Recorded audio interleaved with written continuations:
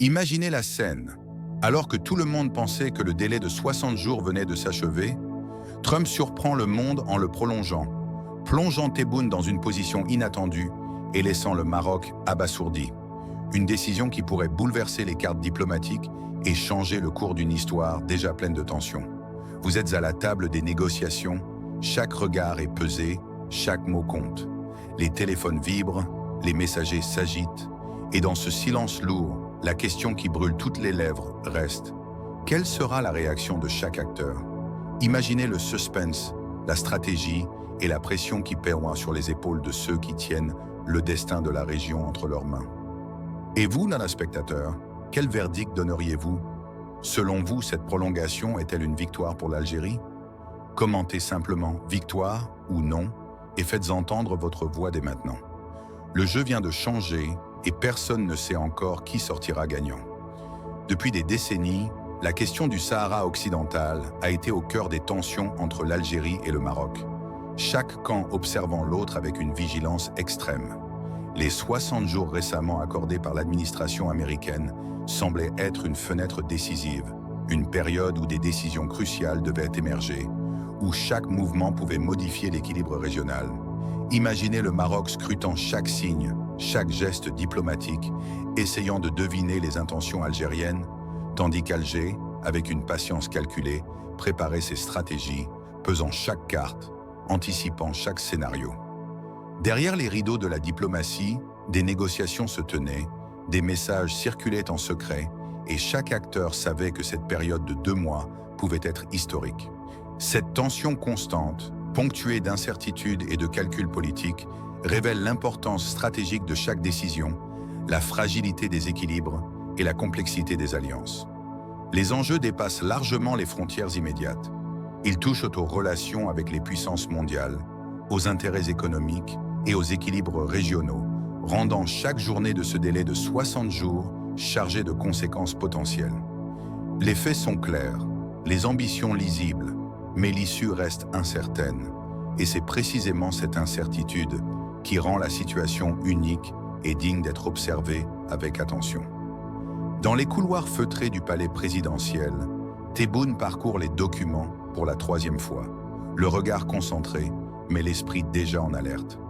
La prolongation de 60 jours annoncée par Trump a fait tomber une vague de surprises sur toute la diplomatie algérienne. Chaque mot, chaque phrase résonne dans ses pensées. Comment tirer parti de ce délai supplémentaire? Comment négocier avec le Maroc qui, de son côté, reçoit la nouvelle avec une stupeur presque palpable? À Rabat, les hauts responsables se regardent en silence, incapables de masquer le choc. Le Maroc sent que son calendrier et ses plans sont remis en question et que chaque décision devra désormais être recalibrée avec prudence. Pendant ce temps, Witkoff, envoyé spécial américain, observe les réactions de chaque partie depuis ses briefings secrets, notant les moindres indices de tension. Mossad Police prépare des rapports détaillés sur les positions de chacun, anticipant les prochains mouvements. Jared Kushner, en coulisses, échange des messages codés avec ses équipes, essayant de maintenir un équilibre entre pression et médiation. Dans une salle confidentielle, Tebboune discute avec ses conseillers, ses questions flottant dans l'air. Comment réagiront-ils? Jusqu'où pouvons-nous pousser? Les voix s'élèvent, parfois calmes, parfois pressantes, chaque mot pesé, chaque silence lourd de sens. Les émotions sont palpables, surprise, calcul, tension, mais aussi un brin d'espoir. Chaque acteur sait que le moindre faux pas pourrait tout compromettre. Le spectateur, témoin de ces réunions secrètes, ressent la pression, la complexité des enjeux et le poids des décisions humaines derrière les annonces politiques. Cette scène, où la diplomatie et l'intuition se mêlent, montre que derrière chaque communiqué officiel se cachent des heures de réflexion, d'incertitude et de stratégie minutieuse. L'histoire n'est pas écrite, mais chaque réaction, chaque geste laisse une trace dans la suite des événements. La décision américaine de prolonger le délai de 60 jours ne se limite pas à un simple geste administratif. Elle révèle une stratégie soigneusement calibrée où chaque jour supplémentaire devient un levier de pression et d'influence. Washington ne se contente pas d'observer passivement. En offrant ce temps supplémentaire à Tebboune, elle place l'Algérie dans une position de force apparente tout en testant sa capacité à gérer la complexité des négociations. Derrière cette manœuvre se cache une logique double. D'une part, maintenir le Maroc attentif et contraint. D'autre part, s'assurer que les intérêts américains restent centraux dans la résolution des conflits régionaux.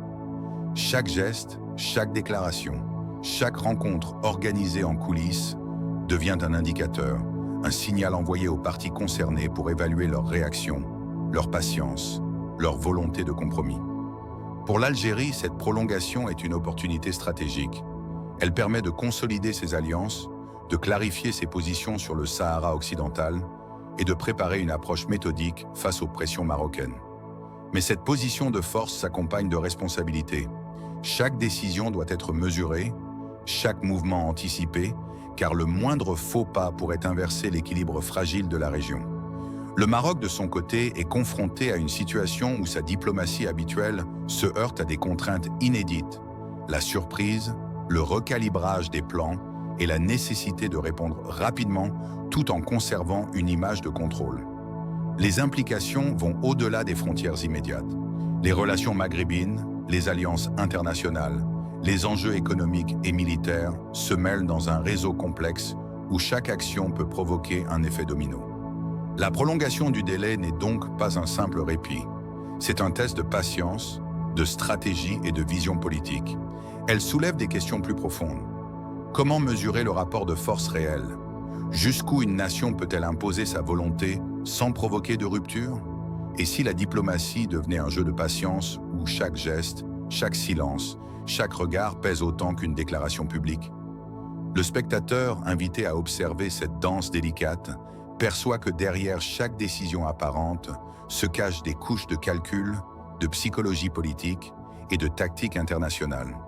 Il n'y a pas de réponse simple, seulement la complexité des stratégies et la possibilité, pour ceux qui savent lire entre les lignes, de deviner les prochaines étapes d'un jeu qui peut transformer durablement la région.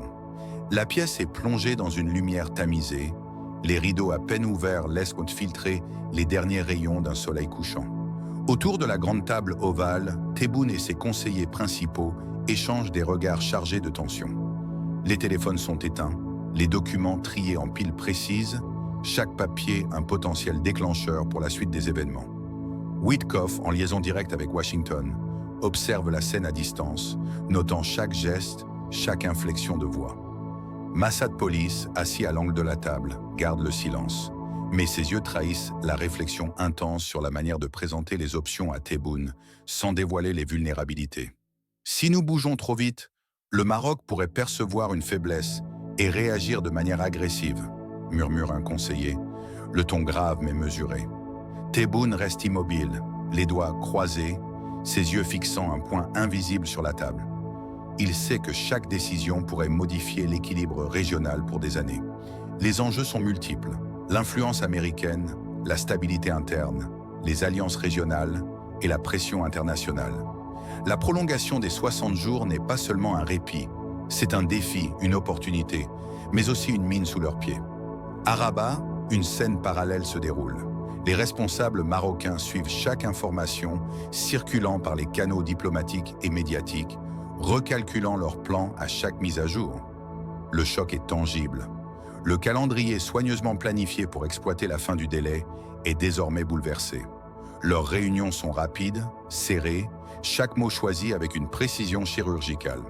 L'atmosphère est électrique, chaque silence est lourd de menaces, chaque commentaire une arme subtile. Pendant ce temps, Kushner et les équipes américaines orchestrent d'un ballet discret de communication et d'instruction, testant les réactions, évaluant les positions, ajustant la pression. Les négociateurs algériens et marocains sont suspendus à chaque signal, chaque rapport de terrain pouvant transformer la stratégie du jour en un échec ou en un succès. La diplomatie devient un jeu de patience extrême où le moindre geste peut être interprété comme une concession ou une provocation. Dans cette pièce, le spectateur ressent presque le poids de l'air, l'intensité des regards, le frisson des choix difficiles. Chaque acteur est confronté à un dilemme, agir vite et risquer un faux pas, ou attendre et perdre l'initiative. Les discussions se succèdent, parfois en chuchotement, parfois avec des éclats, mais toujours dans le calcul et la retenue.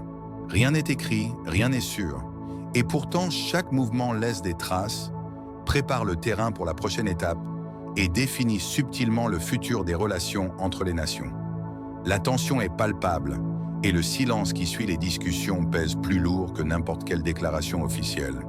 Le spectateur est laissé dans cette attente, témoin des choix invisibles et des stratégies secrètes, comprenant que l'histoire se construit dans ces instants suspendus où chaque décision peut basculer vers la victoire ou l'impasse. Alors que le délai prolongé de 60 jours continue de courir, plusieurs scénarios commencent à se dessiner, chacun avec ses enjeux et ses risques. Dans le premier, les négociations avancent avec une fluidité inattendue.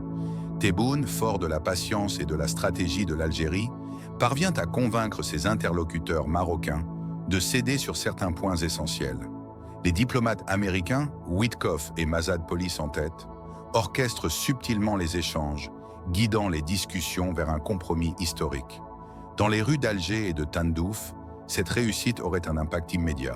La population ressentirait une fierté nationale, la presse couvrirait chaque geste avec emphase, et le président gagnerait en légitimité et en crédibilité.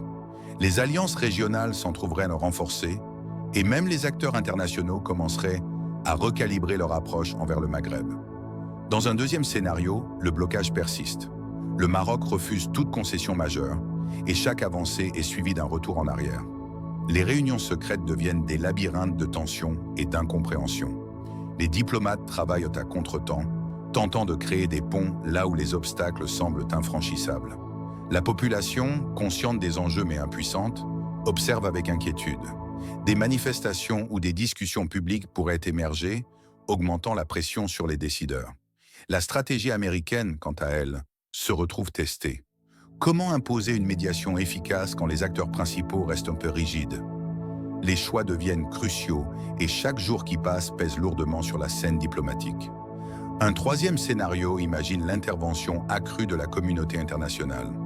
Les Nations Unies, l'Union européenne, voire d'autres puissances, pourraient intensifier leur pression pour débloquer la situation. Des sanctions, des recommandations ou des médiations indirectes viendraient ajouter une couche supplémentaire de complexité. Les leaders politiques, sous le feu de l'opinion publique et des enjeux régionaux, devraient naviguer entre diplomatie, patience et décisions stratégiques. Les conséquences pour les populations locales seraient immédiates, de l'espoir à la frustration, de la tension à la prudence, selon la manière dont chaque étape se déroule. Et vous, aux spectateurs, imaginez ces possibles futurs. Tebboune réussira-t-il à imposer la vision algérienne? Le Maroc cédera-t-il sur certains points clés ou restera-t-il inflexible? La pression internationale fera-t-elle pencher la balance? Dites-le dans les commentaires et partagez votre vision. Comment voyez-vous la suite de cette histoire qui pourrait redessiner la carte politique du Maghreb? Chaque hypothèse, chaque interprétation est valable, et votre voix compte dans ce débat qui dépasse les frontières. Si demain tout basculait, si chaque décision, chaque mouvement politique se retournait contre ceux qui l'avaient orchestré, quelle serait votre position?